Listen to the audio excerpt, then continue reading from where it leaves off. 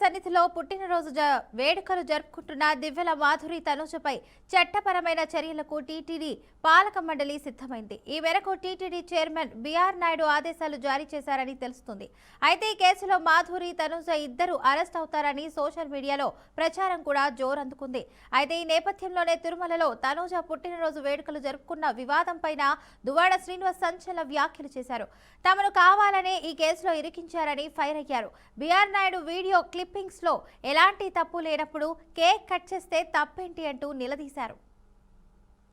అసలు తిరుమల కొండపైన cake cut చేయకూడదని రూల్ తెలియదని తెలిసి ఉంటే అసలు ఆ పని చేసేవాళ్ళం కాదంటూ క్లారిటీ ఇచ్చారు దువ్వాడ శ్రీనివాస్.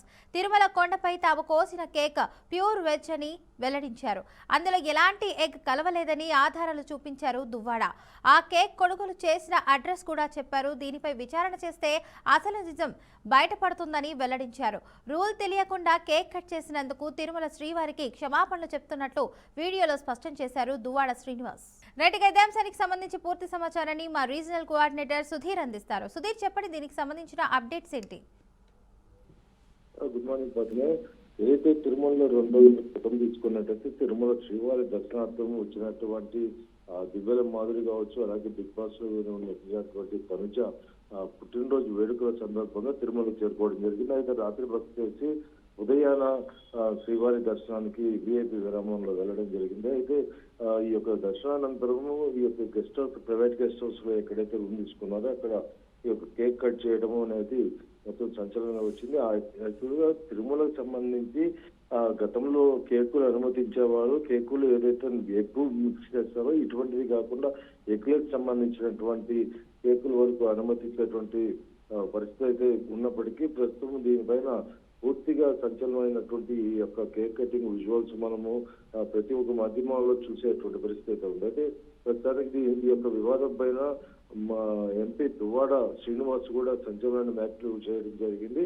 ఎందుకంటే తిరుమల తిరుపతి దేవస్థానం సంబంధించినటువంటి బిఆర్ నాయుడు దీని మీద చట్టపరమైనటువంటి చర్యలు తీసుకుంటామని ఆదేశాలు జారీ చేసినప్పటికీ దానిపైన దువ్వాడ శ్రీనివాసు తమకు కావాలని కేసులో ఇరికిస్తున్నారనేటువంటి విషయంపై బిఆర్ నాయుడు పైన మండిపడటం జరిగింది. ప్రస్తుతానికి ఈ యొక్క వీడియో క్లిప్స్ అంతా కూడా పూర్తిగా సంచలనంగా ప్రతి ఒక్క మాధ్యమాల్లో, యూట్యూబ్ లో కావచ్చు, ప్రతి ఒక్క దాంట్లో దాదాపు 2 రోజుల పాటు సంచరిస్తున్న పరిస్థితి ఉంది. అయితే దీని మీద చట్టపరమైనటువంటి చర్యలు తీసుకుంటా ఉన్నారు. కాకపోతే వారు ఎగ్లెస్ కేకును మాత్రమే తిరుమలకు తీసుకొచ్చామని, ప్యూర్ వెజిటేరియన్ సంబంధించిన కేకునే మేము తీసుకొచ్చి ఇక్కడ పుట్టినరోజు వేడుకలు జరుపుకోవడం జరిగిందని అటు మాధురి తనుజ చెప్పడం జరిగింది.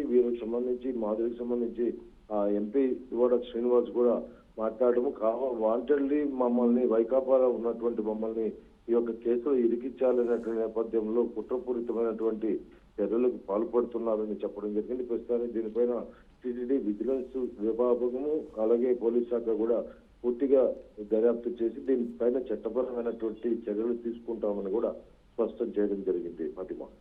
Right, thank you Sudheer for the update.